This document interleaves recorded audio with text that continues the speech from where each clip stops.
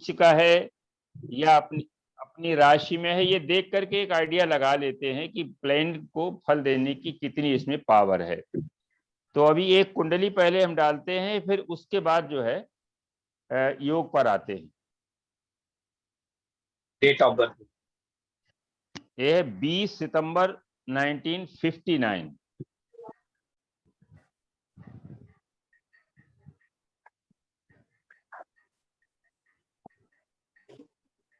जी 1959 का है और समय है 23:57 लखनऊ।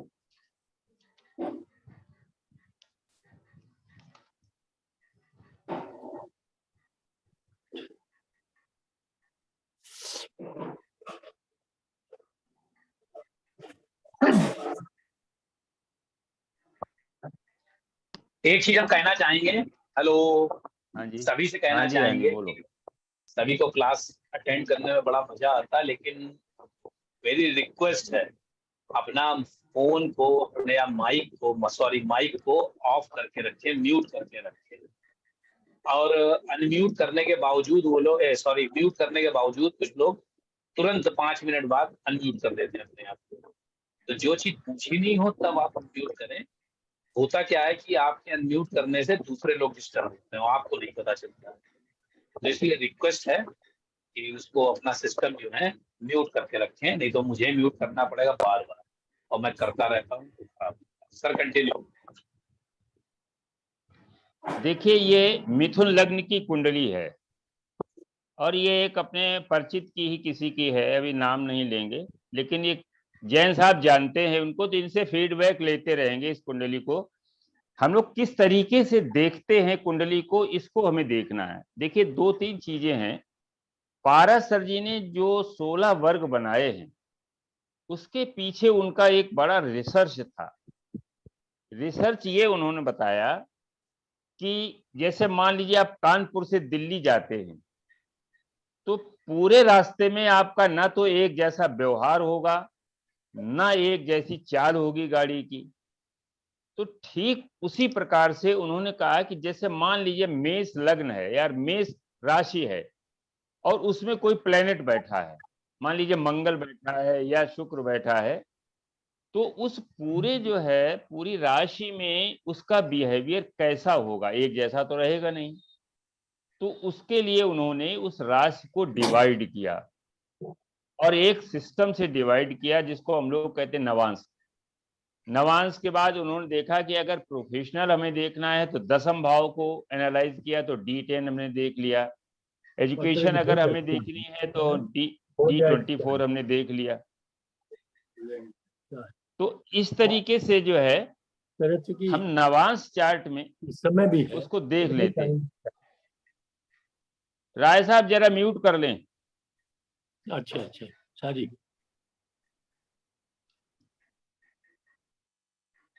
तो मैं ये बता रहा था कि जो वर्ग चार्ट हैं उनमें जो है उसका बिहेवियर बदलता है। मान लीजिए मंगल मेष राशि में है कि लग्न में बैठा हुआ कोई, उदाहरण के रूप में, तो एक इसने रोचक राजयोग बना दिया।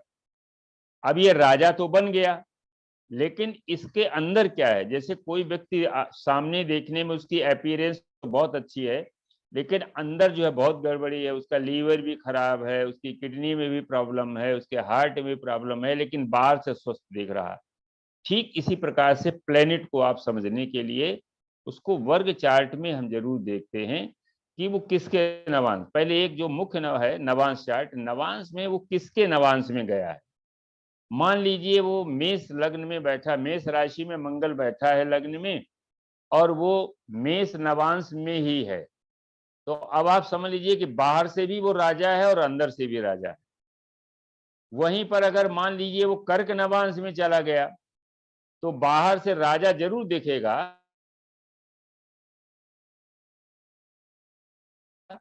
लेकिन अंदर से वो बहुत डरपोक होगा। और हमने कि कोई बड़ा नेता है, बाहर से बड़ा अपना रुआब दिखाता है और एक पुलिस का सिपाही भी उसको रोक लेता है, कहता चालान कर देंगे, तो डरता है। तो यही प्लेनेट के भी साथ में है। इस कुंडली को हम लोग थोड़ा डेलिनेट करने के लिए इसको देखते हैं। ये मिथुन लग्न की कुंडली है। मिथुन लग्न जब हम लोगों ने पढ़ी थी तो ये बताया था ये बुध की राशि है, बड़ा इंटेलिजेंट राशि है, कम्युनिकेशन इसका अच्छा होता है और चेहरा बड़ा प्लीजिंग होता है। सहज और चंचलता दोनों चीजें इसमें रहती हैं, क्योंकि इसके अगले सेकंड हाउस में चंद्रमा की राशि है जो कि चंचल है, पीछे शुक्र की राशि है जो थोड़ा सीजन्ड ग्रह है, और स्ट्रक्चर टाल होगा क्योंकि यहाँ लग्नेश उच्च का है चतुर्थ हाउस में। देखिए बुध जो है फोर्थ हाउस में उच्च का है, यहाँ पर जो है ये बता रहा है कि जातक जो है एक अच्छे फैमिली में पैदा हुआ, क्योंकि सूर्य वहां बैठा हुआ है, मंगल बैठा हुआ है, और उसको एकादश मानी तृतीय हाउस से जुपिटर की भी उसको दृष्टि मिल रही है, इसमें शनि की भी दृष्टि पड़ रही, दसम दृष्टि। शनि बुध और राहु मिलकर के जो है उसको जो कम्प्लेक्शन है वो थोड़ा मिक्स्ड कम्प्लेक्शन बना देते हैं, बहुत फेयर कम्प्लेक्शन नहीं होता है, थोड़ा सा डिम होता है, लेकिन उसको हम वो नहीं कहेंगे, कहेंगे उसको फेयर में ही, लेकिन वो डिम फेयर है क्योंकि शनि की दृष्टि दसम दृष्टि वहां पर पड़ी हुई है। पर्सनालिटी अच्छी होगी क्योंकि बुध की राशि है, बुध उच्च का है, टॉल स्ट्रक्चर होगा, और वहां पर कन्या राशि जो पड़ी हुई है, कन्या थोड़ा सा उस तरह की राशि है तो शरीर थोड़ा बल्कि भी हो जाएगा। सूर्य और मंगल वहां पर बैठा है तो थोड़ा एग्रेशन जरूर होगा, ऐसे जातक में थोड़ा एग्रेशन होगा। और बुध की राशि है तो इसमें ये जातक जो है ये बिजनेस में बड़ा एक्सपर्ट होगा। तो इस तरीके से इसके लग्नेश का फोर्थ हाउस में केंद्र में जाना एक अच्छी कुंडली है, पोटेंशियल कुंडली है, और दो अच्छे ग्रहों के साथ में है। तो इसके आगे कॉम्बिनेशन को आगे हम लेते हैं। इसके बाद हम एजुकेशन अगर हम इसकी देखना चाहें कि एजुकेशन कैसी होगी, तो एजुकेशन के लिए हम लोग क्या देखें, 4, 5 और 9 इन भावों को देखेंगे। देखिए फोर्थ लॉर्ड जो है उच्च का फोर्थ में ही बैठा है। एजुकेशन में 4, 5 को हम पहले देखेंगे, और अगर हायर एजुकेशन में गया है तो फिर हम 9th से उसको कनेक्ट करेंगे। तो यहाँ पर हम ये देखते हैं कि इसका फोर्थ लॉर्ड जो है, जो मरकरी है, वो उच्च का है और वहीं पर प्लेस्ड है जहां जिस भाव का स्वामी है। तो इसका मतलब है कि स्कूली जो एजुकेशन है इसकी अच्छी रही है। मेरे हिसाब से जो परसेंटेज है वो 70% तक जो है स्कूली एजुकेशन, यानी अप टू इंटरमीडिएट, और इंटेलिजेंट जातक इंटेलिजेंट है।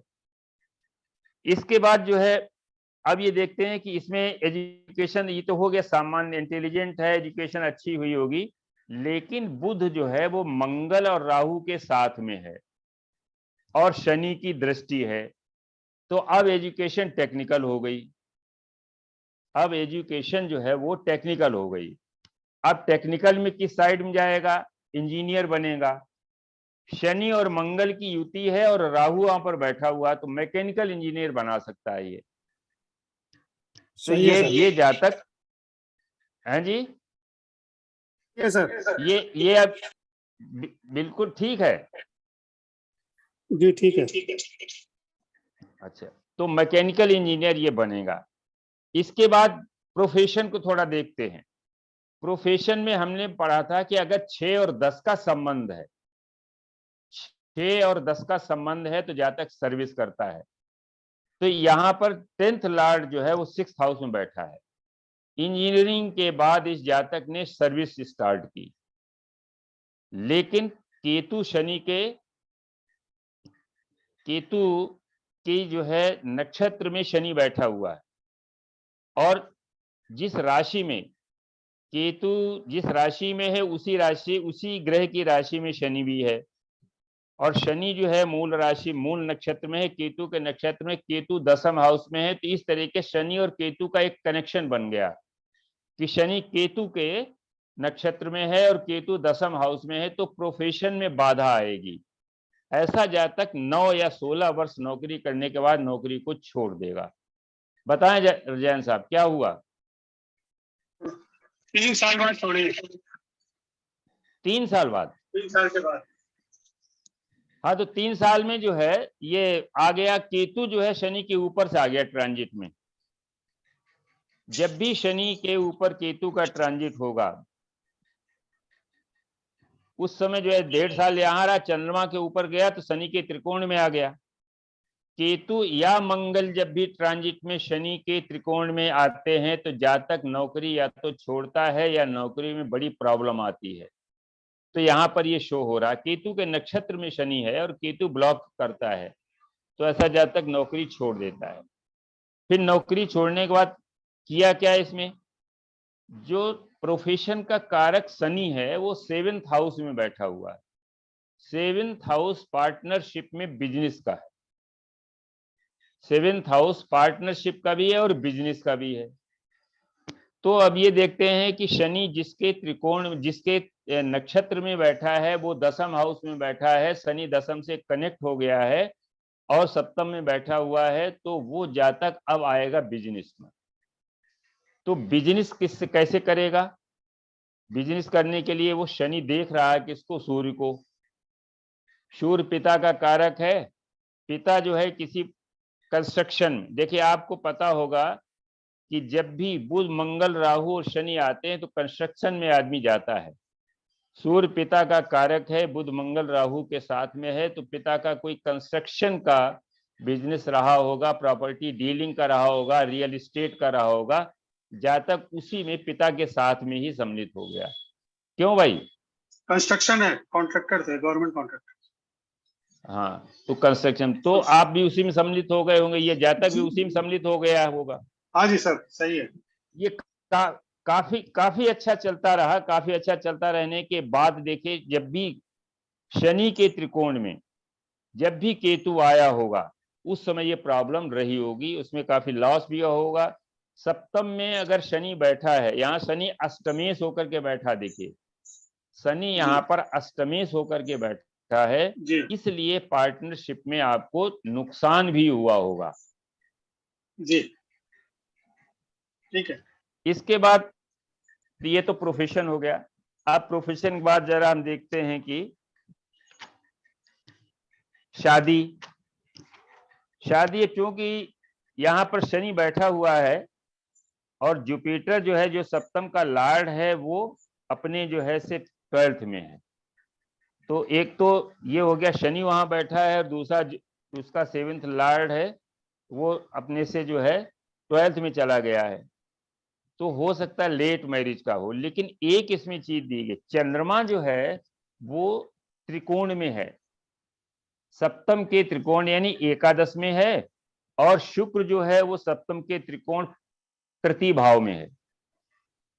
तो ये दोनों जो है शादी के लिए जल्दी करते हैं, दोनों प्लैनेट जो है शादी के लिए बहुत ज्यादा बाधाकारी नहीं है, इसलिए 30 ना होकर के ये 27-28 साल में शादी हो गई होगी। ठीक है। शादी कब हुई थी आपकी? 28 साल में। 28 में शादी हुई। चलिए, तो ये समझ में आया कि नहीं? शनि 30-31 कर देता है, लेकिन चंद्रमा और शुक्र ये 2 प्लैनेट हैं जो मैरिज के लिए बहुत ही उतावले रहते हैं, और ये इसके त्रिकोण में है। ये काम त्रिकोण में 2 ग्रह बैठे हुए हैं, शुक्र और चंद्रमा, इसलिए शनि की वो उतना जो है देर, वो इतना डिले जो है वो नहीं हो पाया, नहीं तो 30-31 में शादी होती है। अब इसके बाद शादी का जो फल है, चिल्ड्रन को देख लेते हैं। चिल्ड्रन हम लोग कैसे देखते हैं? एक तो पंचम हाउस को देखेंगे, पंचमेश को और कारक को, मेन चीज है। नाड़ी जब लगाएंगे तो हम सूर्य को देखेंगे। देखिए सूर्य जो है राहु के साथ में है, पहली चीज तो ये शो करता है कि किसी एक चाइल्ड का जो है वो हानि दिखाता है। राहु सूर्य को जो है जिस तरह से निकल जाता है, तो नाड़ी में तो यह है कि अगर दूसरा ये मंगल और बुध साथ में ना होते तो हो सकता है कि संतान में बहुत दिक्कत आती। लेकिन पहली चीज देखिए कि पंचम हाउस को जो है वो चंद्रमा एकादश हाउस से देख रहा है। चंद्रमा 2nd हाउस यानी फैमिली के हाउस का कारक है, इसलिए ये चंद्रमा फैमिली को बढ़ाना चाहता है, यानी फैमिली में कोई मेंबर लाना चाहता है। तो हो सकता है कि फर्स्ट चाइल्ड आपका डॉटर हो। ठीक है सर। क्यों भाई? सही है, सही है। First child. इसके बाद, हाँ, इसके बाद क्या हुआ? 2nd चाइल्ड जब इसकी बात आती है तो 2nd चाइल्ड के लिए हम देखेंगे 9th house, 7th house. 7th house का स्वामी जो है वो वृश्चिक राशि में बैठा हुआ गुरु है, और गुरु जो है मेल चाइल्ड है। मेल को शो कर रहा है, तो हो सकता है डिले हो, दोनों में करीब 4 वर्ष का अंतर हो, 3 साढ़े 3 वर्ष का अंतर हो, लेकिन सेकेंड चाइल्ड मेल आया होगा।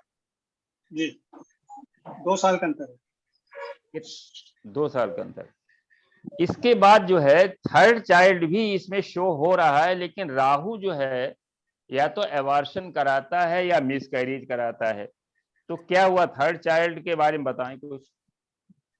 एबॉर्शन हुआ। एवार्शन हुआ।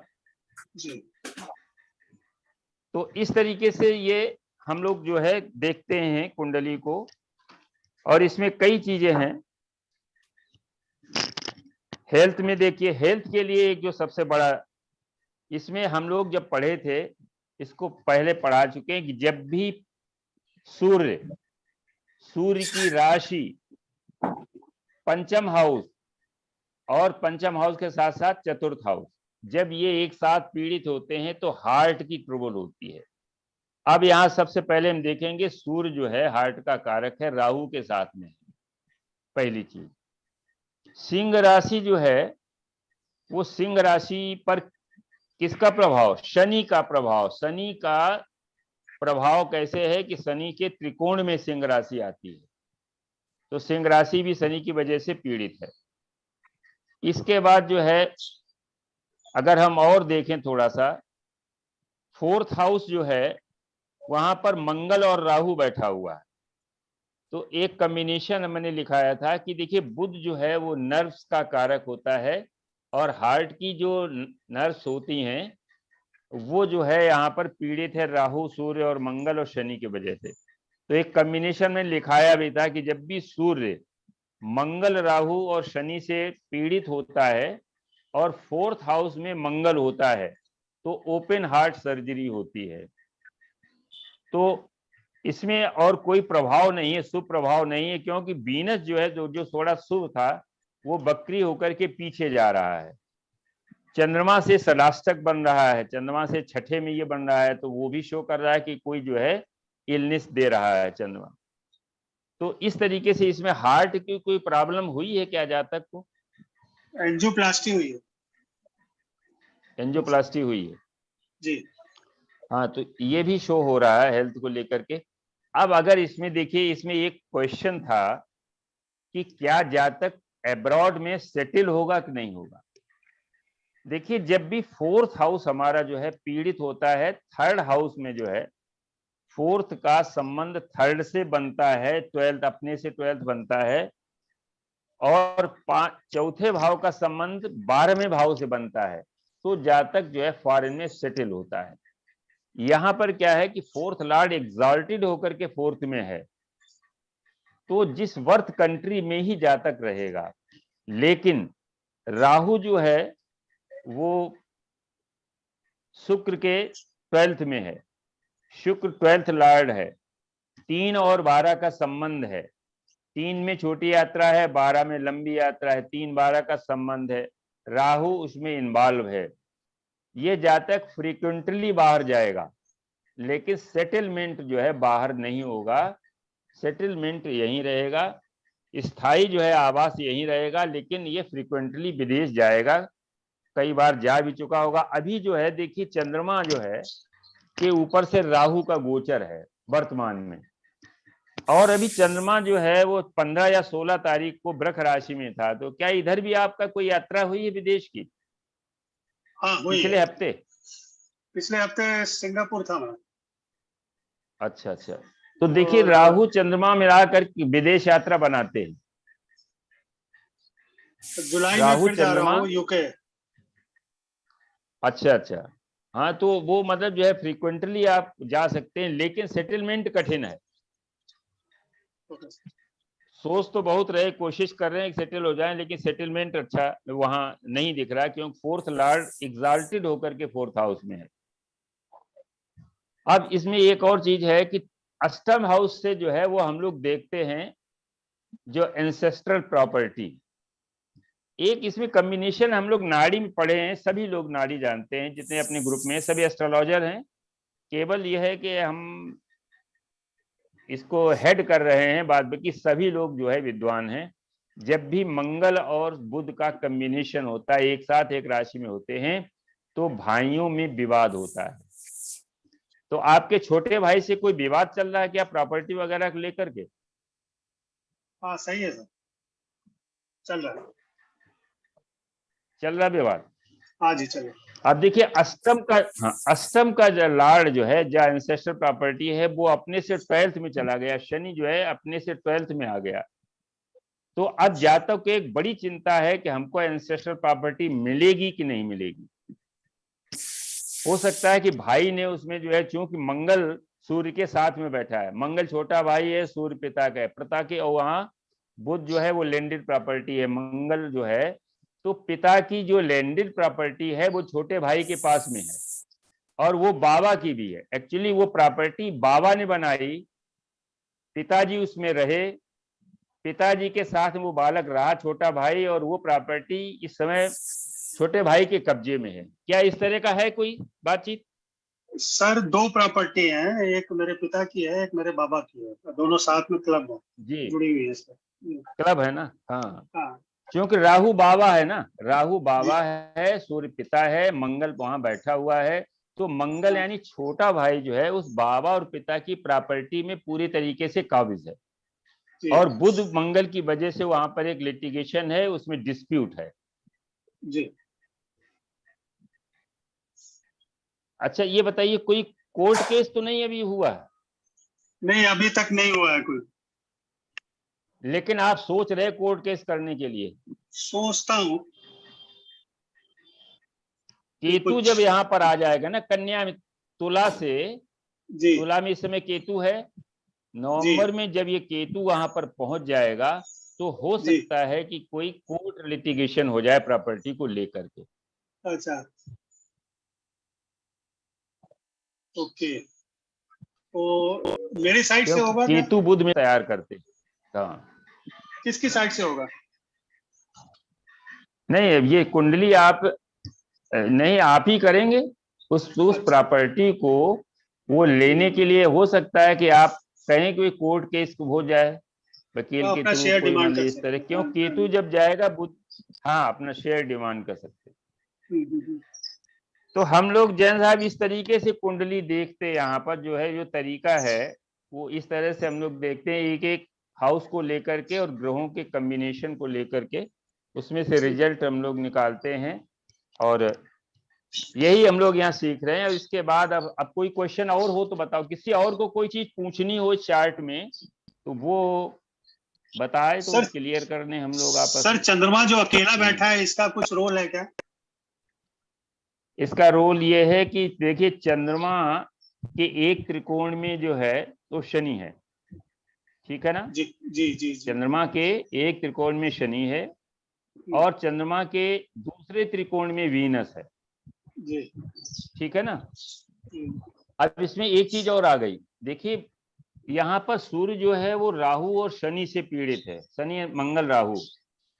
पिता की जो है थोड़ा अर्ली डेथ शो कर रहा है, जी पिता की अर्ली डेथ है, माने बहुत समय तक हो सकता है कि माने जो है इसका तीसरा राउंड राहु के तीसरे राउंड में हुआ हो, तीसरे राउंड माने 38-40 साल की जब आप रहे हो तब हो सकता है पिता की डेथ हुई हो। क्या क्या बताएं? सही बता रहे हैं, 92 में डेथ हुई है उनकी। मैं 33 साल का था सर। 33 साल का, हम्म, तो पिता की अर्ली डेथ। राहु शनि, देखिए शनि भी जो है वो केतु के जो है उसमें है ट्राइन में। मदर का भी, मदर को कोई मदर के 2 साल पहले हो गई थी, उनके लंग्स में प्रॉब्लम थी।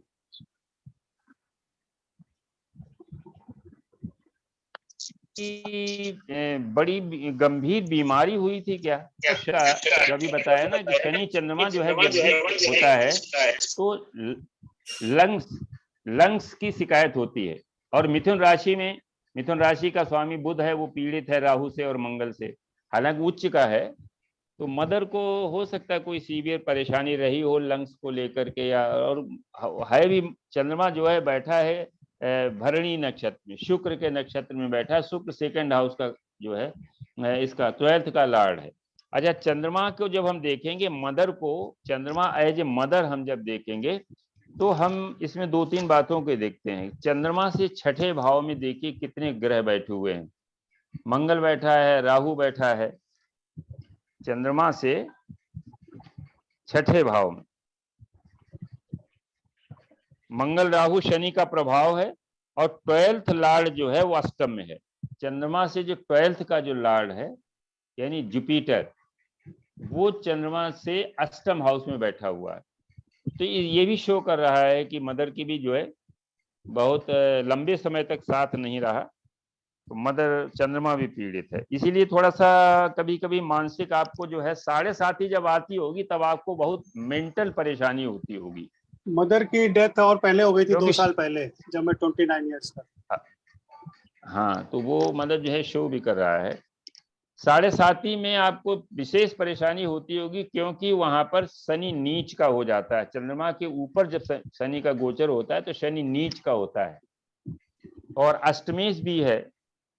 तो इस तरीके से जो है यहाँ पर इस कुंडली को हम लोग देखते हैं। आगे हम लोग अब योगा पर आ जाते हैं। सुनिए, योग को हम लोग, हाँ जी हाँ सर, वो सुप्रिया का हाँ जी, क्वेश्चन पूछना चाहिए। हाँ हाँ सुप्रिया बताएं। सर 2 क्वेश्चन, एक पूछ रही थी मैं कि यहाँ पे जो बुध है पढ़ाई के कारक, उनके आगे की यात्रा देखें तो राहु मंगल केतु की दृष्टि, तो भी यहाँ पे अच्छी पढ़ाई हुई है। केतु की देखिए, राहु जब राहु के साथ में है तो केतु को हम लोग दृष्टि में नहीं लेते। सप्तम दृष्टि केतु की नहीं होती, 5-9 दृष्टि होती है, 1 2 5 9। देखिए यहाँ पर जो है सबसे एक तो एग्जॉल्टेड है, ठीक जी, बुध। दूसरा ये है कि मंगल के साथ में है, तो मंगल यहाँ पर जब हम जीव लेंगे तो भाई से विवाद है, डिस्प्यूट है। लेकिन जब मंगल का और राहु का संबंध हो जाता है बुध से, तो टेक्निकल एजुकेशन दे देता है। अच्छा, तो जातक इंजीनियर है। जी जी जी सर, और एक शनि बात और मंगल एक दूसरे को, शनि मंगल एक दूसरे को देख रहे हैं। शनि 10वीं दृष्टि से और मंगल अपनी 4th दृष्टि से एक दूसरे को देख रहे हैं। मैकेनिकल इंजीनियर है। हाँ जी मिश्रा जी जी, हाँ जी बोलो मिश्रा जी जी बताएं। मिश्रा जी, ये बुध जो है और मंगल, वो भी तो है, कम्बस्ट भी तो है। इनको देखो, कम्बस्ट का, बुध को कम्बस्ट का दोष नहीं लगता है। बुध तो हमेशा सूर्य के आसपास ही रहता है। मंगल कम्बस्ट है, इसीलिए मंगल जो है, मंगल का लाभ इनको नहीं मिल रहा। मंगल प्रॉपर्टी है, मंगल छोटा भाई है, छोटा भाई का सुख नहीं मिल रहा जब विवाद है, प्रॉपर्टी में डिस्प्यूट चल रहा है। तो इसलिए जो है वो मंगल का रोल तो है, वो मंगल राहु के साथ में है, तो मंगल पीड़ित है। मंगल के जितने भी जो रोल हैं वो इनको नहीं मिल पा रहे हैं। वो राहु से पीड़ित है और सन से कम्बस्ट है। बुध को उसका कम्बशन नहीं मिलता है, कम्बशन का दोष नहीं मिलता। बुध जो है राहु का मित्र है, मंगल जो है उसका शत्रु है। लेकिन मंगल यहाँ बहुत कमजोर है, क्योंकि यहाँ अपने शत्रु राशि में है, और जबकि शत्रु वहां उच्च का बैठा हुआ है। बस केवल सपोर्ट ये है, सूर्य के साथ में है। लेकिन यहाँ सूर्य भी कमजोर है, अपनी नीच राशि की ओर जा रहा है। सूर्य जो है अपनी नीच राशि की ओर जा रहा है, अपने घर से बाहर आ गया है। तो इसलिए जो है वो यहाँ सूर्य भी बहुत पावर नहीं दे पा रहा है। दूसरा ये कि हाँ सुप्रिया जी बता। द्वितीय और 11th में गया है, तो पैसा तो खूब होना चाहिए ना। पैसा है, लेकिन उसके त्रिकोण में वीनस बैठा हुआ सारा पैसा खत्म करा देगा, सारा पैसा खर्च हो जाएगा इनका। ट्रैवलिंग में पैसा बहुत खर्च होता है। इनके वो तो रेट्रोग्रेड है ना, चला जाएगा उसी में, चौथा में। तो वो नहीं, तो वहीं चला जाएगा ना। तो शुक्र जो है यहाँ पर कमजोर है, और वो पैसे को बहुत खर्च करा देगा। हो सकता है वाइफ की कोई तबीयत गड़बड़ रहती हो, वाइफ का कोई ऑपरेशन हुआ हो जिसमें पैसा खर्च हो रहा हो, ट्रैवलिंग में बड़ा खर्चा पैसा लग रहा है। चंद्रमा और शुक्र जब भी आमने सामने होते हैं या ट्राइन में होते हैं तो पैसा आता खूब है, लेकिन खर्च भी बहुत जल्दी होता है। इसलिए संचित मनी जो है वो थोड़ी सी कम दिखती है। वैसे और कोई दिक्कत नहीं है। शकट योग भी बन रहा है। और देखिए वहां पर, हाँ, शकट योग का मतलब ये है कि वहां पर हाँ सकट योग जो है, चंद्रमा जो है वो इसमें गुरु के छठे आठवें संबंध बना रहा है, तो ऐसा जहाँ तक थोड़ा सा मानसिक दिक्कत रहती है और धन की जो है वो स्कैरसिटी भी कभी कभी आ जाती है।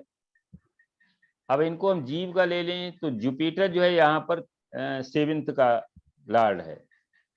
चंद्रमा जो है और शुक्र दोनों जो है शनि के त्रिकोण में है, तो हो सकता है कि वाइफ वगैरह को कोई यूट्रस वगैरह की प्रॉब्लम रही हो, क्योंकि सप्तम हाउस पीड़ित है, सप्तमेश अपने से द्वादश में है। शुक्र और वीनस और मून जो है ट्राइन में है और शनि भी उसके ट्राइन में है। तो इस तरीके से जो है कई चीजें हैं। सकट योग का वही हम लोग जब योग पढ़ेंगे तो सकट योग का फल हम लोग बताएंगे। सकट माने गाड़ी होती है, तो हो सकता है कि इनका कोई वाहन एक्सीडेंट हुआ हो। बताएं जैन साहब, कोई वाहन का एक्सीडेंट हुआ था?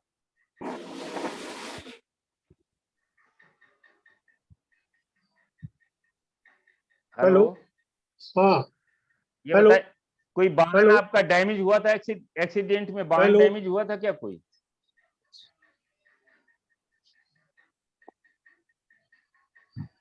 आप बोले। हेलो हेलो हाँ बोले ना, आवाज आ रही है। हेलो, आवाज आ रही है आप? आ रही है आवाज जैन साहब? अच्छा, वो एक्सीडेंट हुआ था मेरा, एक गाड़ी मेरी गिर गई थी खाई में, तो कुल्लू मनाली जा रहे थे, 2000 की बात है।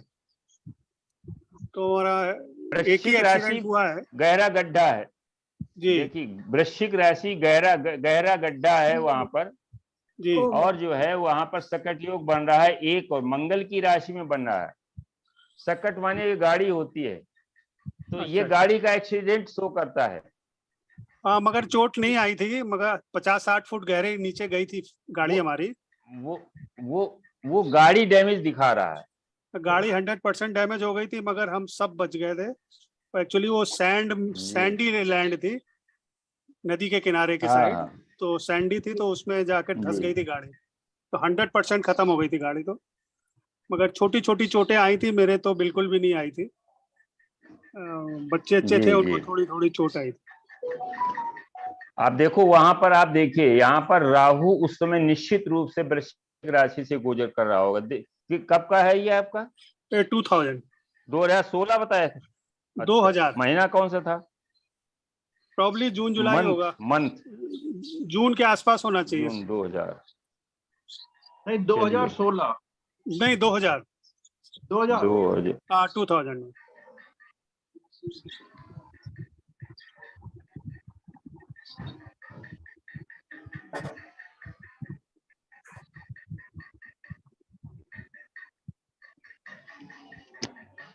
राहु 4 नंबर से गोचर कर रहा था और उस समय जो है वो जुपिटर को देख रहा था।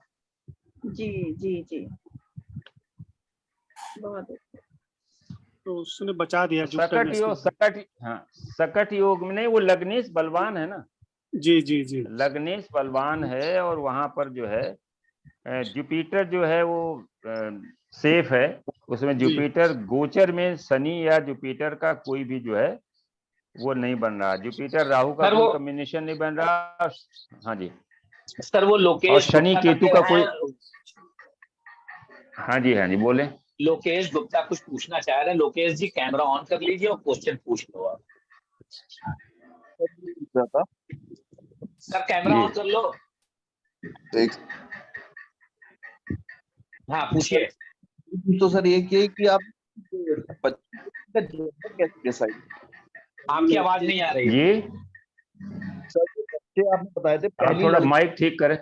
आप माइक लगाइए पास पे। आवाज आ रही है आप थोड़ा ठीक। मैं कह रहा हूँ कि कहते हैं कि पहली बेटी होगी जैसे।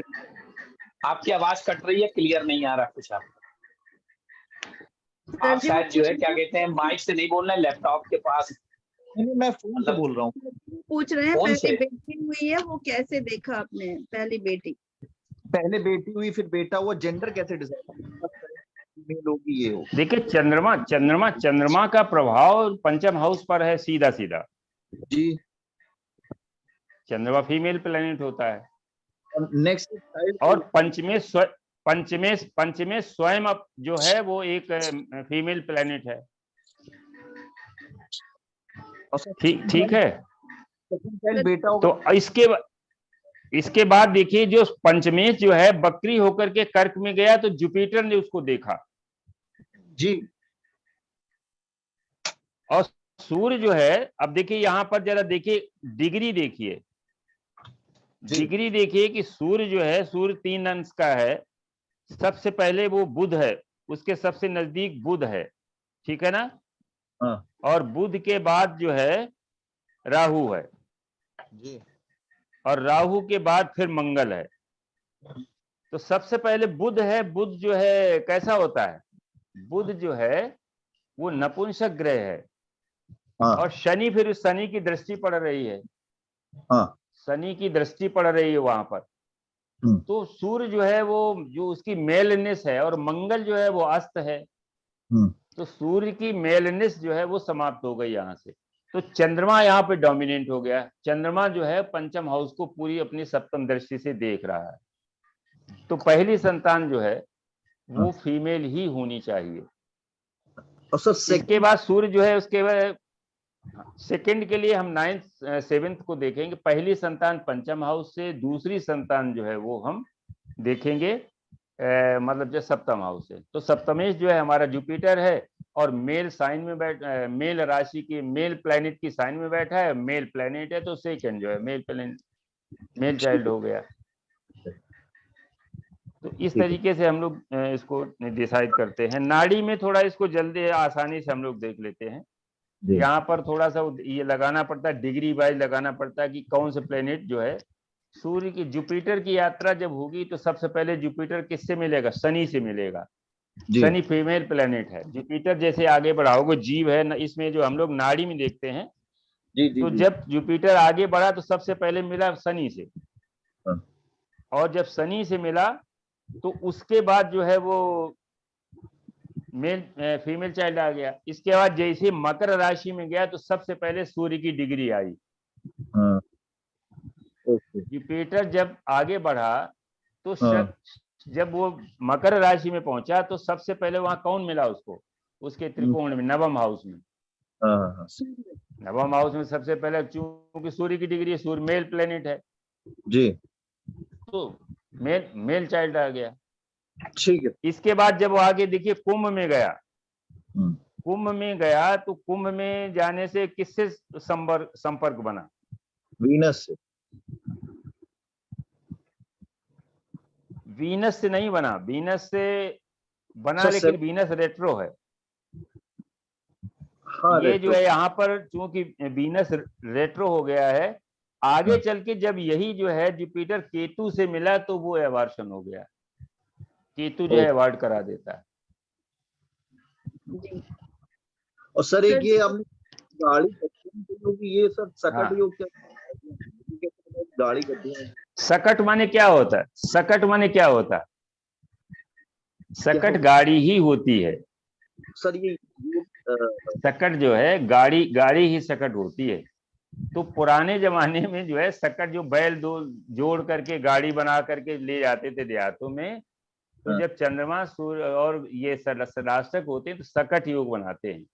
सकट गाड़ी होती है, छठे भाव में है चंद्रमा और बृहस्पति। जब बताएंगे सकट के बारे में बताएंगे। हाँ, जब हम लोग बचपन में थे तो आपको देखा होगा जो बाजारों में लकड़ी की वो 3 पहिए वाली गाड़ी मिलती थी, तो उसको सब लोग सकट कहते थे। याद है सर? वो जो लकड़ी की 3 पहिए होते थे उसमें, तो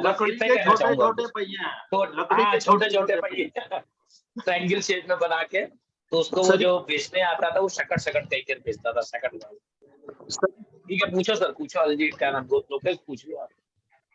चंद्रमा किससे देखते हैं? देखिए चंद्रमा और बृहस्पति जब भी षडाष्टक होते हैं तो सकट योग बनता है। अच्छा, ओके। हाँ, अब सकट योग जो है, अब देखिए सकट योग में किसका है? केतु जो है हमेशा डैमेज का कारक है, आप समझ लीजिए।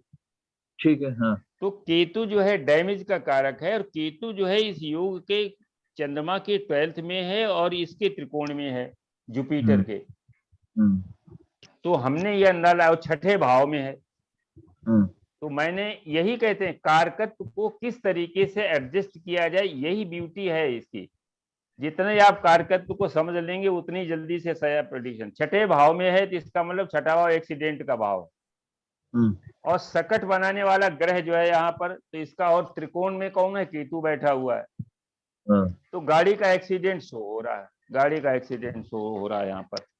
ठीक है सर जी एक क्वेश्चन और है बस, ये जो है हमारे सप्तम हाँ भाव जी predict हुआ है, तो ये क्योंकि लग्नेश इतने मजबूत है, इसीलिए मैरिड लाइफ नहीं हुई। जी सप्तमेश अपने है, अष्टमेश सप्तम भाव में बैठ गए हैं, तो ये लग्नेश मजबूत है इसीलिए मैरिड लाइफ में प्रॉब्लम नहीं।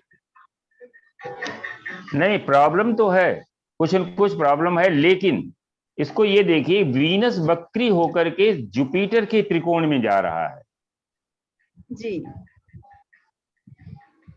ये सबसे बड़ा सेवियर पॉइंट है।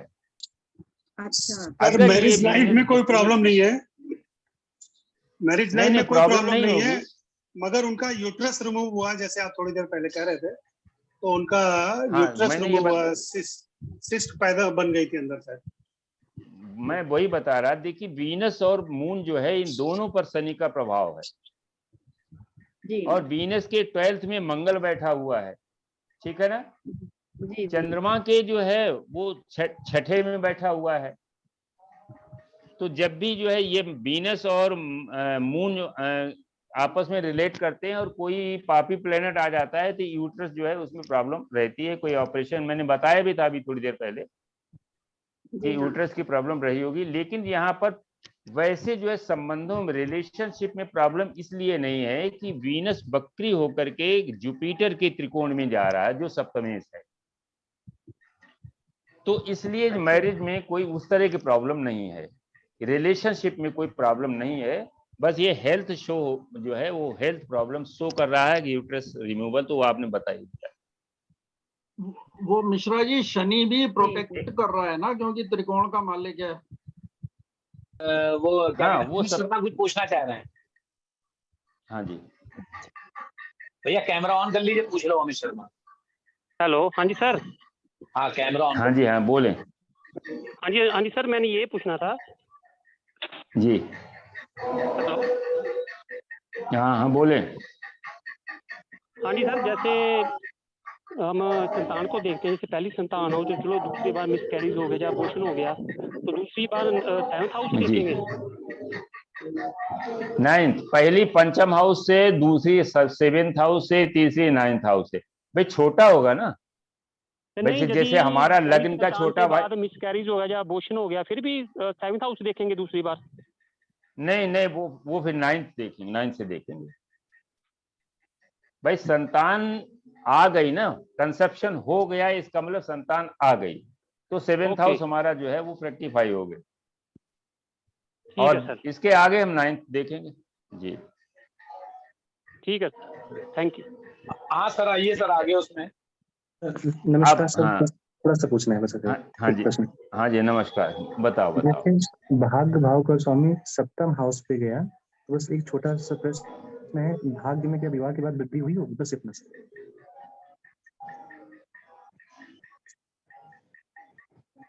देखिए सब हाँ, नवमेश अपने से एकादश में गया है जी।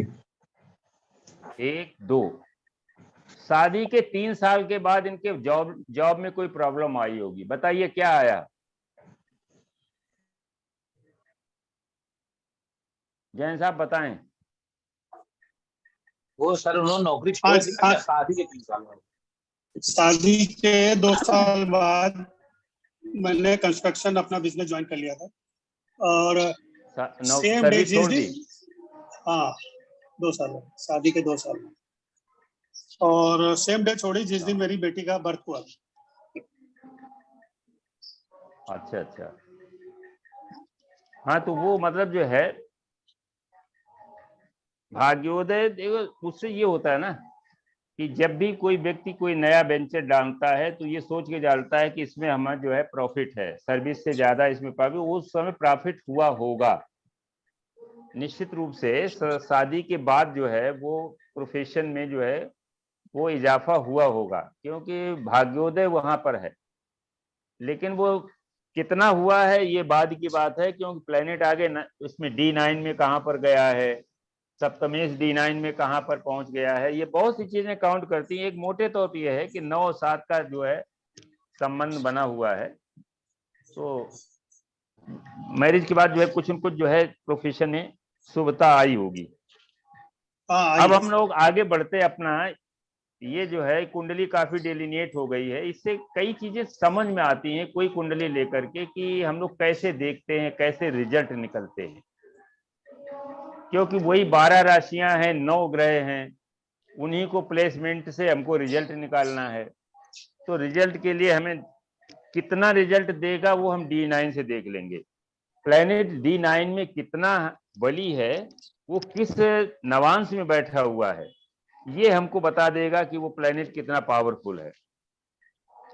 जैसे D9 में वीनस जो है वो कुंभ राशि में चला गया, सूर्य कुंभ राशि में गया है, और यहाँ था कन्या राशि में, अपनी नीच राशि में जाने को तैयार था सूर्य, और वहां जो है थोड़ा नीच राशि से आगे बढ़ गया है, उच्च राशि की तरफ जाने को प्रेरित है। तो कुछ थोड़ा सा ठीक हुआ है। मंगल शुक्र का जो है यहाँ पर देखिए, शुक्र जो है वहां पर कमजोर दिख रहा था, यहाँ जो है शुक्र अपनी राशि में आ गया है, D9 में वृष राशि में आ गया है। यहाँ पर एक गज केसरी योग बन गया है। D9 में सिंह राशि में जुपिटर और जो है मून आ गया है, तो ये भी एक अच्छा है। सिंह राशि माने वो एक राजसी राशि, तो वहां पर गज केसरी योग एक अच्छा शो कर रहा है कि आर्थिक स्थिति ठीक है। वो भी सप्तम हाउस में बन रहा है।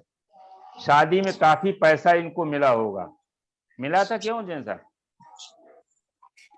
शादी बहुत अच्छी हुई थी दोनों साइड से। हाँ वही मैं बहुत ही रौनक, बहुत रौनक थी शादी में, काफी लोग। हाँ, तो ये D9 में एक तो सिंह राशि आई राजसी, काफी ऐसे गवर्नमेंट के लोग या काफी नेता लोग ऐसे उसमें जरूर रहे होंगे, और गज केसरी योग बता रहा है कि बहुत अच्छी स्थिति। तो इसी तरीके से देखते हैं कि D9 में प्लेनेट की पावर बढ़ी है कि घटी है। और योग भी देख लेते हैं कि जो D1 में योग है वो D9 में अगर D9 में भी है तो फिर आगे कोई दिक्कत नहीं। और इनका अगर वो भी हम अष्टक वर्ग भी देख लेते हैं तो D9 मैंने 9th हाउस में 29 है, और 26 जो शो हो रहा है 10th हाउस में, ये शो हो रहा है कि कर्म जो है, कर्म में कमी है। वो नहीं, प्रोफेशन जो है वो चेंज करने में कोई उनको लाभ नहीं हुआ, लेकिन टोटल गेन जो है 32 पॉइंट है 11th में, टोटल गेन जो है वो ठीक है। तो इस तरीके से कई पैरामीटर्स हैं, इनको हम लोग इस तरह से देख करके चलते हैं आगे। हम लोग यहाँ इसको यहीं क्लोज करते हैं। जो अपना आज का चैप्टर था योगा पर, वो हम लोग शुरू करते हैं। इसी तरीके से अगले संडे को एक कुंडली और हम लोग डिस्कस करेंगे, वो परिव्राजक कुंडली है, उसमें परिव्राजक योग पड़े हुए हैं, योग मेंटर। तो अब हम लोग योग पर चर्चा करते हैं कि कुंडली में जिस तरह से एक प्लेनेट उसकी कितनी सामर्थ्य है, वो प्लेनेट अपनी सामर्थ्य के अनुसार उस जातक की कैरेक्टरिस्टिक्स को बढ़ा देता है या घटा देता है। लेकिन वो फल क्या देगा? फल तभी देता है जब वो अन्य किसी ग्रह के साथ जुड़ जाता है। तो इस जोड़ को ही हम लोग योग कहते हैं। जब कई प्लैनेट जो है आपस में युति के द्वारा, दृष्टि के द्वारा या एक्सचेंज के द्वारा, साइन एक्सचेंज के द्वारा आपस में जुड़ जाते हैं, तो इस घटना को योग कहते हैं। और योग जो है वही इस कुंडली की पोटेंशी है। जिस कुंडली में जितने योग होंगे, अच्छे योग कई दोनों प्रकार के हैं। योग जो अच्छे हैं उनको योग कहते हैं, जो खराब हैं उन्हें अवयोग कहते हैं। तो दोनों तरीके के योग देखते हैं, फिर रिजल्ट देखते हैं कि कौन से योग ज्यादा अच्छे हैं। अगर अच्छे योग हैं तो वो जातक आगे जीवन में अच्छी सफलता प्राप्त करता है। दुर्योग अगर ज्यादा है तो अच्छे फैमिली में पैदा होने के बाद भी वो जातक एक सामान्य जीवन या सामान्य से नीचा जीवन जीता है। तो यहाँ पर अनेक प्रकार के योग जो है पाराशर जी ने बताए, जैसे नाभस योग बताए हैं, अधि योग बताए हैं, चंद्रमा के योग बताए हैं, मतलब जो है अनफा सुनफा उभयचरी, और मैंने इस तरीके से अधियोग में बताया चंद्रमा से 6, 8, 12 में शुभ ग्रह होने चाहिए। लग्न के भी इसी तरह से योग हैं, बहुत से योग हैं। संख्या योग है, 2 योग जो है मिलाकर के क्या करेंगे, फिर 3 का अगर कॉम्बिनेशन हो जाएगा तो क्या फल करेगा, 4 का होगा, फिर 8 तक का दिखाया जाता है, क्योंकि राहु केतु में एक ही जो है शामिल हो सकता है, एक हमेशा दूर रहता है। तो यहाँ पर जो केवल हम जो है डिस्कस ये करेंगे कि जब केवल एक ही ग्रह, जिसे हम लोग कहते हैं योग कारक ग्रह, लघु पाराशरी जब हम लोगों ने पढ़ी थी तो योग कारक ग्रह हम लोगों ने पढ़ा था कि जब कोई एक ही ग्रह एक साथ केंद्र और त्रिकोण दोनों का स्वामी बन जाता है तो वो जो है योग कारक बन जाता है। अब वो दोनों का फल करता है, लेकिन उसको समझने में थोड़ा सा हमको मेहनत करनी पड़ेगी कि मान लीजिए वो ग्रह जो है कमजोर है, योग कारक होकर के मान लीजिए 6, 8, 12 में चला गया, तो अब उसकी पोटेंसी कमजोर हो गई। इसी प्रकार से मान लीजिए D9 में वो नीच का हो गया, योग कारक है। मान लीजिए वृक और तुला लग्न के लिए शनि योग कारक है, वो एक साथ केंद्र त्रिकोण का स्वामी बनता है। वृक लग्न के 9 और 10 का स्वामी बनता है, तुला के लिए 4 और 5 का स्वामी बनता है। इसी प्रकार से कर्क और सिंह लग्न के लिए मंगल जो है वो योग कारक बन जाता है। तो लेकिन हमें योग कारक के साथ साथ प्लैनेट की पोटेंसी भी हमें देखनी पड़ती है कि D9 में या अन्य वर्ग चार्ट में वो किस पोजीशन में है।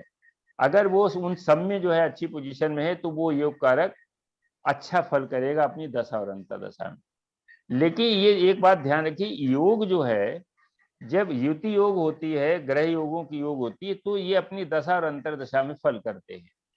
यहाँ पर हम जो पढ़ेंगे आज, हम लोग जो डिस्कस करेंगे वो पंच महापुरुष योग। इन पंच महापुरुष योगों में जो 5 ग्रह, सूर्य और चंद्रमा को इसलिए नहीं लेते हैं कि ये पाराशर जी ने इनको लग्न बताया है कि जिस तरीके से सुदर्शन पद्धति में लग्न को, चंद्र लग्न को और सूर्य लग्न को, तीनों लग्नों से जब हम जिस भाव को देखेंगे अगर वो भाव पीड़ित है तो निश्चित रूप से जीवन में उस भाव संबंधी पीड़ा मिलेगी जातक को, इसमें कोई शक नहीं। तो सूर्य चंद्रमा दोनों लग्न हैं। इसके बाद जो है राहु और केतु, इनके पास कोई अपनी राशि नहीं है और ये पिंड ग्रह नहीं है, ये छाया ग्रह हैं। तो इन 4 ग्रहों को छोड़ देते हैं। तो अब हमारे पास बचे हैं 5 ग्रह। मंगल जो है बचा, फिर बुध बचा, फिर बृहस्पति बचा, फिर शुक्र बचा और शनि बचा। ये 5 ग्रह ऐसे हैं जो अपनी प्लेसमेंट के अनुसार जातक को राजयोग प्रदान करते हैं, इसलिए इनको पंच महापुरुष योग कहा गया है। मंगल जो है लग्न से केंद्र में, यानी बारहवीर ने तो ये भी कहा है कि लग्न से केंद्र में ना है, अगर चंद्रमा से केंद्र में है तो भी वो फल करेगा। लेकिन जो है हम लग्न को पहले मानेंगे कि लग्न से केंद्र में जब कोई इनमें से 5 में से कोई ग्रह अपनी राशि में या उच्च राशि में होता है तो वो एक पंच महापुरुष योग में से एक योग बनाता है।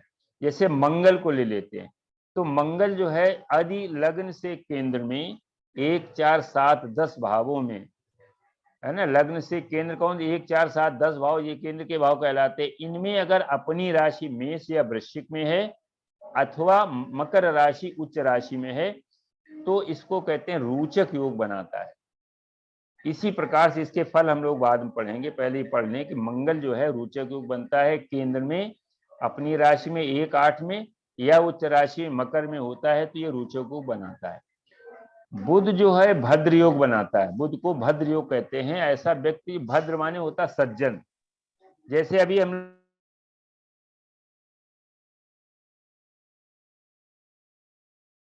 सज्जनता भी रहती है। राहु के साथ में है तो थोड़ा सा वो हेरा फेरी में विश्वास कर सकता है, लेकिन क्योंकि वहां पर बुध बहुत बलवान है इसलिए इस जातक में ये भद्र योग भी बन रहा है। लेकिन पाराशर जी ने एक बात, संदीप मिश्रा जी कुछ कहना चाह रहे हैं, बोले जी मिश्रा जी, मैं ये पूछना चाह रहा था, हाँ जी, जैसे हाँ जी। आपने कहा केंद्र में मंगल होना चाहिए, तो क्या वो नीच भंग कर रहा हो तब भी वो रोचक में मान लिया जाएगा या नहीं? नहीं नहीं नहीं, अच्छा नीच भंग में नहीं। देखिए उसमें दूसरा प्लेनेट नहीं होना चाहिए साथ में, अच्छा अच्छा, ठीक है ठीक है। अच्छा, दूसरा मतलब एक प्लेनेट ही साथ में नहीं होना सर चाहिए। वो क्या मतलब ये जो योग बता रहे हैं, हंस योग, मालव योग और रुचक योग, इसमें केंद्र में सिंगल ही प्लेनेट होना चाहिए। अच्छा अच्छा, हाँ, ठीक। सिंगल नहीं नहीं प्लेनेट नहीं, हो। हम आपसे अगर पूछ रहे हैं, हम आपसे पूछ रहे हैं। नहीं, देखिए अगर सिंगल प्लेनेट है, जी, दूसरे प्लेनेट का इम्पैक्ट नहीं है, तो वो पूरा फल देगा। ओके, पाराशर जी ने ये भी बताया कि अगर सूर्य और चंद्रमा इसमें इन्वॉल्व हो जाते हैं तो योग की कैपेसिटी कम हो जाती। जैसे अभी हमने जैन साहब की कुंडली में ये देखा कि वहां सूर्य भी बैठा है बुध के साथ में, वहां मंगल भी बैठा है, राहु भी बैठा, तो जितना फल मिलना चाहिए उतना फल नहीं मिल रहा है। फोर्थ हाउस हमारी संपत्ति का कारक ग्रह है, वहां पर बुध और मंगल संपत्ति के कारक होकर के बैठे हैं। तो संपत्ति तो इन्होंने बनाई, अच्छी संपत्ति बनी, लेकिन योग जो है पहले से कुछ कमजोर योग बना, क्योंकि सूर्य वहां इन्वॉल्व हो गया। सूर्य इन्वॉल्व होने में क्या होगा कि सूर्य कन्या राशि में काफी कमजोर होता है, क्योंकि अपनी नीच की राशि के बिल्कुल नजदीक है। तो इसलिए अन्य प्लैनेट जब इन्वॉल्व हो जाता है तो उसकी कैपेसिटी जो है वो थोड़ी बदल जाती है। वो हम अभी देखेंगे। अगर उसका मित्र ग्रह बैठ जाता है तो ठीक करता है। जैसे शनि और मंगल आते हैं तो ये नीच भंग राजयोग में है, मान लीजिए नीच भंग राज, मान लीजिए वहां शनि नीच का बैठ गया और मंगल अपने घर में बैठ गया, तो अब मंगल की पावर कमजोर हो गई, क्योंकि शनि जो है मंगल से ज्यादा बड़ा ग्रह है, उसका प्रभाव ज्यादा है और वो दशम एकादश का स्वामी भी है। तो अगर शनि के साथ में मंगल बैठ जाए मेष राशि में तो हमारा जो रोचक योग है वो कमजोर हो जाएगा। इस तरीके से हम लोग इसको देखेंगे। हंस योग होता है जब जुपिटर जो है केंद्र में अपनी राशि धनु या मीन में आता है या उच्च की राशि में आता है, तो ये हंस योग बनाता है। अब जुपिटर के जो भी गुण हैं, जुपिटर बुद्धिमान है, ज्ञान का कारक है, धर्मात्मा है, बड़ा वशिष्ठ है, मंत्री है, ये सारे गुण, उसकी आवाज बहुत गंभीर है, ये सारे गुण बृहस्पति में हैं। तो बृहस्पति जब बन जाता है तो हंस योग बनता है। और हंस योग देखिए बृहस्पति से बहुत, चूंकि धन का कारक, वो सेकंड हाउस का वो कारक ग्रह है, इसलिए हम उसे धन का कारक कहते हैं। लेकिन बहुत धन के लिए इसे बहुत अच्छा ग्रह नहीं माना गया है।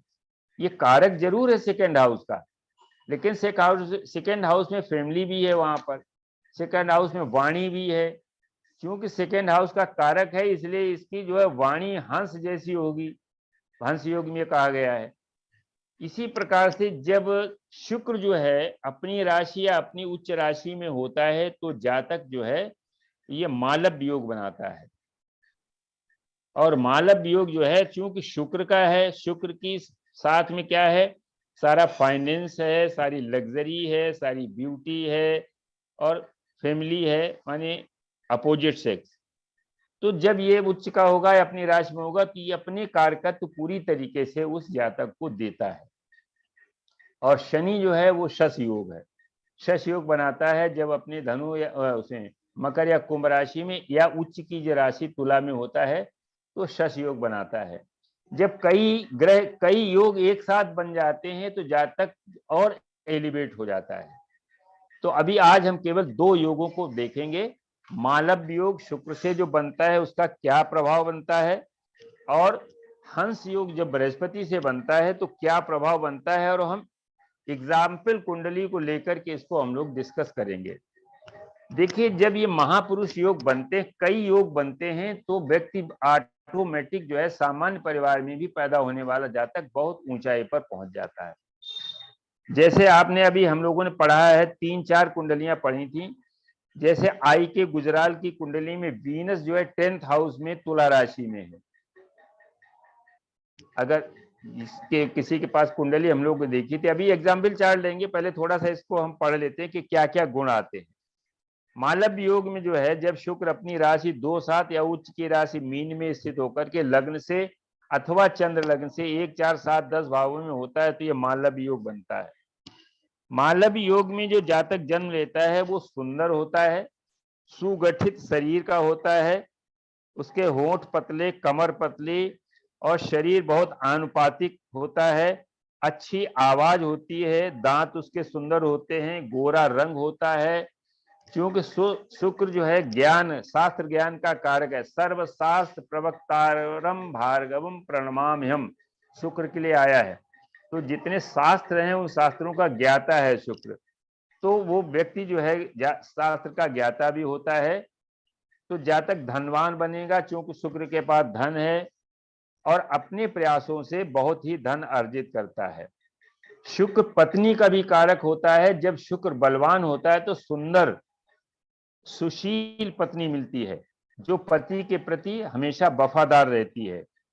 बच्चों का सुख उसको मिलता है क्योंकि द्वितीय भाव का स्वामी है और सप्तम भाव का स्वामी है। नेचुरल जोडियक में द्वितीय में फैमिली है, सप्तम में जो है पार्टनर है।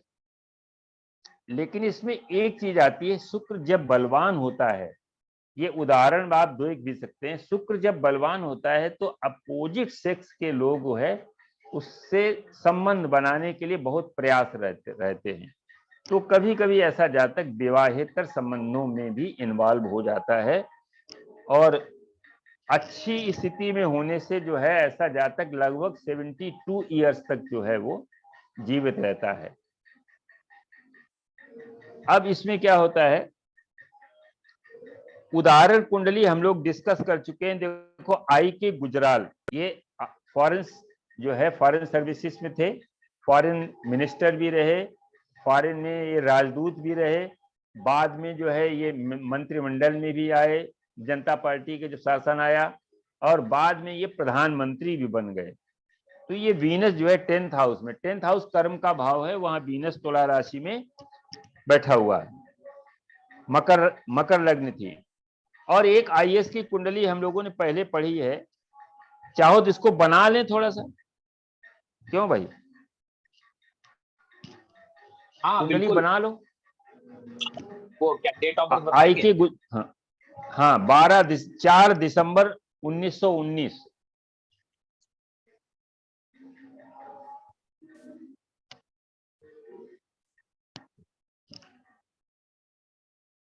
जी 10:40 झेलम।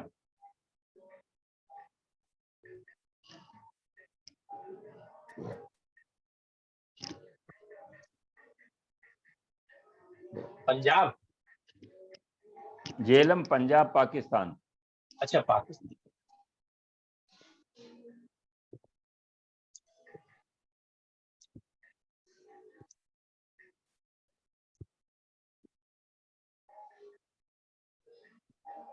पिछली बार तो लग गया था।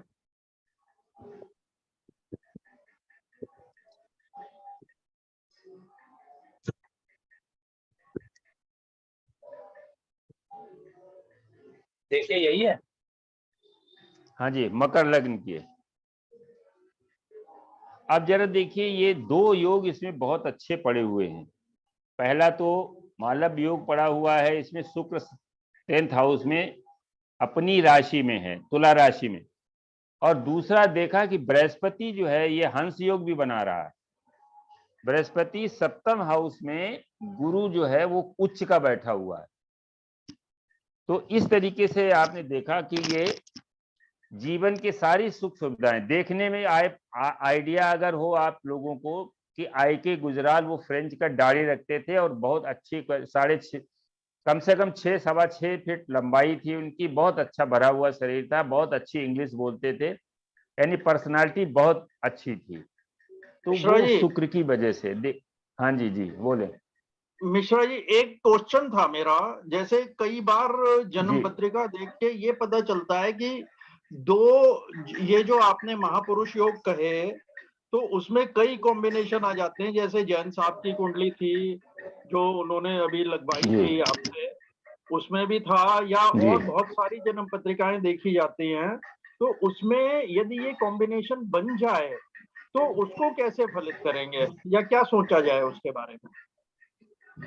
देखिए इसमें पहले तो ये देखेंगे कि जो ग्रह बना रहा है, जो महापुरुष योग, जैसे मान लिया अभी जैन साहब की कुंडली में बुध बना रहा था, अब हम ये देखेंगे कि बुध जो है वो उसके साथ कौन कौन से प्लैनेट हैं। एक तो प्लैनेट है उसका मंगल परम शत्रु बैठा हुआ है, तो बुध की जो कैपेसिटी थी वो मंगल ने काफी कम कर दी। दूसरा ये है कि राहु जो है वो बुध का मित्र तो है, लेकिन राहु उसकी जो बेसिक क्वालिटी है बुद्धिमत्ता, वो बुद्धिमत्ता जो है वो दूसरी तरीके से बदल जाती है। तो जिस तरीके से इसको होना चाहिए था उतना फल नहीं मिल पाता। फिर सूर्य मिल गया, सूर्य कमजोर हो गया। देखिए किसी कुंडली में पाराशर जी ने कहा कि चाहे जितने अच्छे योग पड़े हुए हों, अगर सूर्य या चंद्रमा कुंडली में नीच का हो जाता या कमजोर हो जाता तो योग भंग हो जाता है। तो इस योग में अभी हम लोग जो पहले कुंडली देखी थी उसमें सूर्य इन्वॉल्व था कन्या राशि में।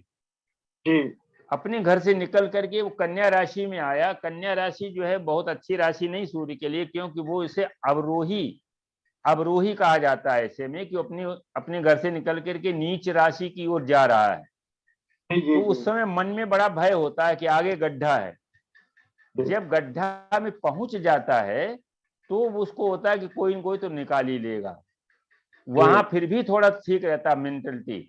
जब आगे गड्ढा में गिरने वाली स्थिति होती है, जैसे मान लीजिए अगर किसी व्यक्ति को पता चल जाए कि तुम 2 महीने के बाद बीमार पड़ जाओगे, तो जब पढ़ोगे तब दूसरी बात होगी, लेकिन पहले पता चल गया इसलिए आदमी परेशान हो जाता है। तो प्लेनेट में भी यही चीज है कि जब वो अपनी नीच राशि से पहली राशि में होता है तो वो जो है उसका मन जो है बहुत कमजोर होता है, बहुत वो मतलब जो है कमजोर उसकी स्थिति हो जाती है। और जब वहां पहुंच जाता है, नीच राशि में आ जाता है, तो उसको ये होता है कि चलो ठीक है अब आगे कोई ना कोई तो निकालेगा, जो आएगा निकाल लेगा। तो वो स्टेबिलिटी आ जाती है। अभी जो है उसमें बहुत ही परेशानी होती है। तो जब भी सूर्य या चंद्रमा इसमें जो है इन्वॉल्व होते हैं तो योग कमजोर हो जाता है। अगर उसमें उसका मित्र ग्रह बैठा हुआ है, मित्र ग्रह की दृष्टि पड़ रही है, तो अच्छा माना जाएगा। जैसे इसी में गुजरात वाली कुंडली में देख लें, चंद्रमा शुक्र का शत्रु है, चंद्रमा शुक्र का शत्रु है, लेकिन यहाँ पर गजकेसरी योग बन गया। अब देखिए इसमें 3 ग्रह बने। पहला तो एक मालव योग बन गया, शुक्र जो है वहां पर स्वराशि का बैठा हुआ है। हंस योग बन गया, बृहस्पति उच्च का बैठा हुआ है। और तीसरा गजकेसरी योग बन गया कि चंद्रमा से केंद्र में जुपिटर आ गया। तो जो यहाँ पर वीकनेस वीनस में जो वीकनेस आ गई थी चंद्रमा की दृष्टि के द्वारा, उसको गजकेसरी योग ने सबसाइड कर दिया। शुक्र तो से जो भी है तो इस माना जाता है, शुक्र से और चंद्रमा यदि सप्तम हो जाएं तो क्या कहते हैं, वो भी एक तरीके का गजकेसरी योग माना जाता है। क्या ये सत्य है? वो लक्ष्मी योग है। अच्छा। लेकिन नाड़ी में उसको कहते हैं एक्सपेंशन, वो एक्सपेंस योग माने जो है कहते हैं ये खर्च कर देता है। दरिद्र योग, नाड़ी में इसे दरिद्र योग बना देते हैं। टीचर योग। हाँ, लेकिन यहाँ वैदिक में ये एक अच्छा लक्ष्मी योग है। वहां लक्ष्मी है, वहां माँ पार्वती है। तो आप देखो कैसे कि लक्ष्मी तो हमेशा लक्ष्मी अच्छे मकान अच्छा रहती है, और पार्वती हमेशा वहीं कैलाश पर्वत में खोले में रहती है। तो आपस में बड़ा तनाव है दोनों में। तो यहाँ पर भी होता है, सास अगर शुक्र और चंद्रमा आमने सामने है तो सास बहू नहीं पटती है, कभी सास बहू पटेगी नहीं। तो यहाँ पर हम देख रहे हैं कि जो मालव योग यहाँ बन गया, हंस योग बन गया, और तीसरा बन गया गजकेसरी योग। कितनी पोटेंशियल हो गई कुंडली कि इसमें राजनीति का भी योग है। देखिए राजनीति के भी इसमें योग है कि सूर्य जो है ये एकादश भाव में बैठा हुआ है, और वृश्चिक राशि में नेहरू जी की कुंडली में भी वृश्चिक राशि में सूर्य था, लेकिन वो पंचम हाउस में था।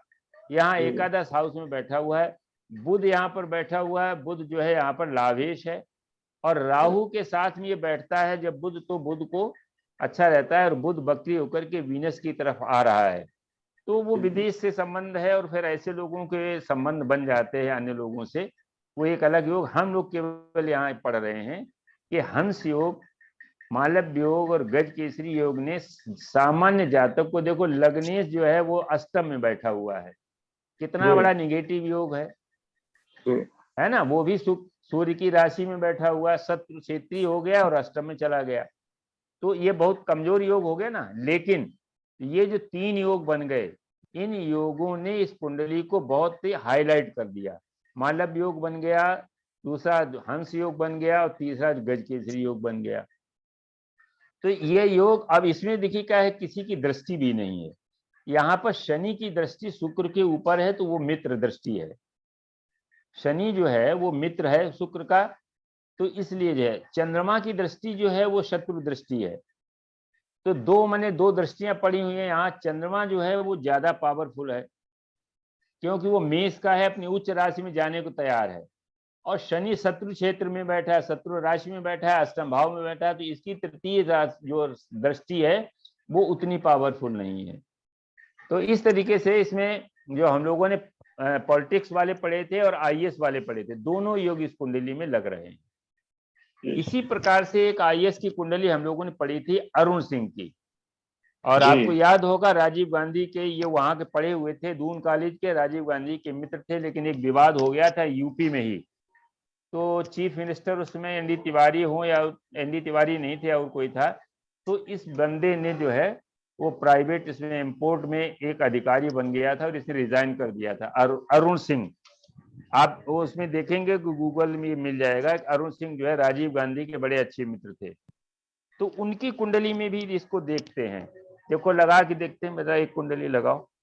इसमें मंगल भी अच्छा है, मंगल भी बहुत अच्छा हो गया, और शुक्र तो अच्छा हो ही गया, त्रिकोण के संबंध भी बन गए इसमें।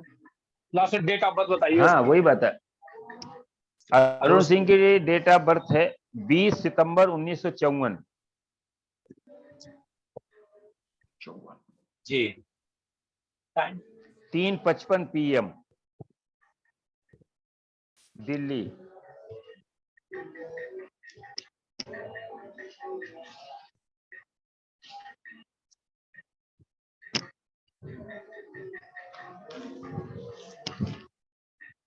अब देखिए इसमें भी 3 योग एक साथ बन रहे हैं।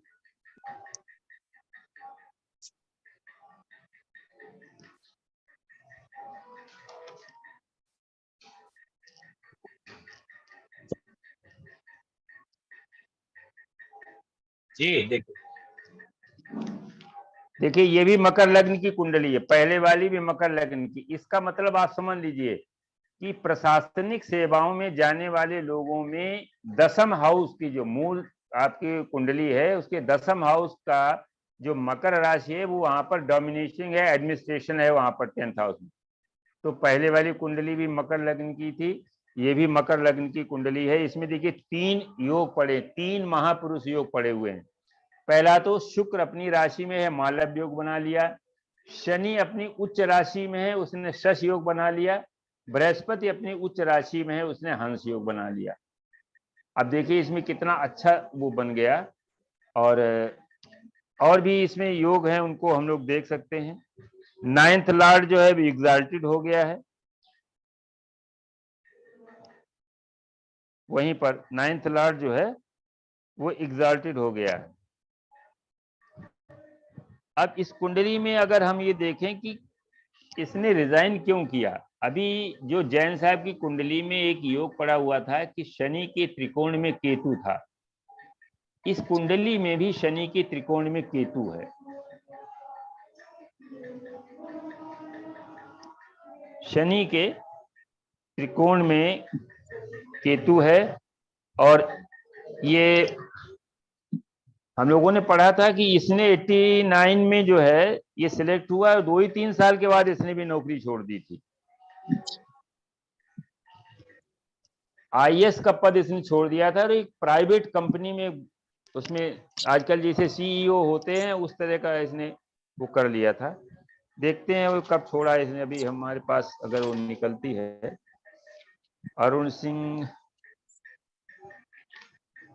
इसमें राहु भी इन्वॉल्व हो रहा है, राहु नक्षत्र के हिसाब से। हाँ राहु जो है लाभ भाव में है। जी जी जी। राहु इसका 12th में है, 12th में है। तो ये देखिए 12th में है, इसने और केतु राहु के नक्षत्र में। हाँ इंपोर्ट बिजनेस में जो है वो ये जो है इसने गया, तो अक्सर ये जाता था हाँ विदेश में। तो ये राहु जो है 12th हाउस का राहु ले जाता है वहां। अरुण सिंह है, सिलेक्टेड IAS इन 1978, और इसके बाद जो है इसने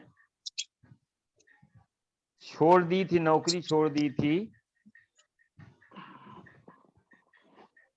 उस समय जब हम लोग IAS के पढ़े थे, तो उसमें बताया था। तो इस तरीके से हम लोग जो देख रहे हैं, तो इनके गुण और जो है आधार पर कुंडली कितनी पोटेंशियल हो जाती है, इन योगों को देखेंगे। इसके बाद जो है जो अन्य शश योग और रोचक योग और भद्र योग, ये हम लोग अगले उसमें पढ़ेंगे, एक कुंडली प्लस ये योग। उसके बाद हम गजकेसरी योग पढ़ाएंगे, और गजकेसरी योग जो है किस भाव में बनता है, किस राशि में बनता